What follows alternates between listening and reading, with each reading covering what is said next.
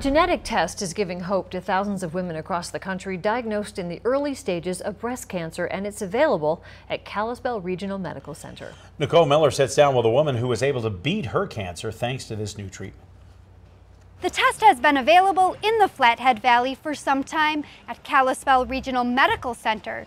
But early detection is critical in utilizing this tool, and annual mammograms are the first line of defense. Women need to be diligent about getting screened every year for breast cancer. It's what saved my life. Each year, 250,000 women in the United States are diagnosed with breast cancer. Women like Carolyn Prusen of the Flathead Valley. I was diagnosed in March of 2016 with invasive ductal carcinoma, which is an invasive form of breast cancer.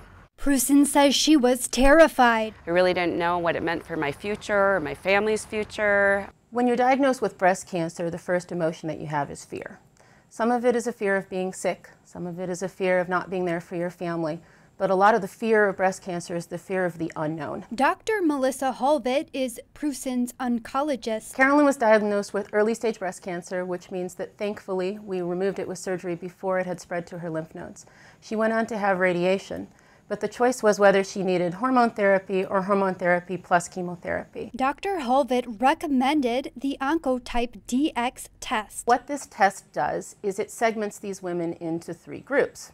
People who don't need chemotherapy, people who do need chemotherapy, and there's always been this middle group that we haven't really known what to do with. A whopping 70% of women with early stage breast cancer fit into this group, Prusen included. Many of these women, even though their cancer is considered early stage, have still gotten chemotherapy because we don't want to miss anybody who really needs chemotherapy. But now, Prusen and women like her no longer have to wonder if they should or shouldn't get chemotherapy. A new study published earlier this month confirms to doctors the middle group can avoid chemotherapy. We're not just guessing. We're not just giving everyone all the treatments because we're afraid of their cancer.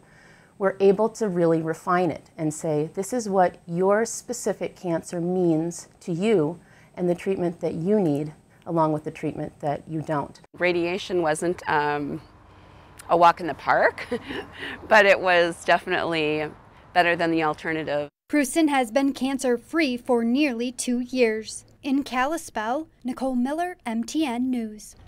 Last year, more than 170 women with breast cancer received treatment at Bass Breast Center at Kalispell Regional Medical Center.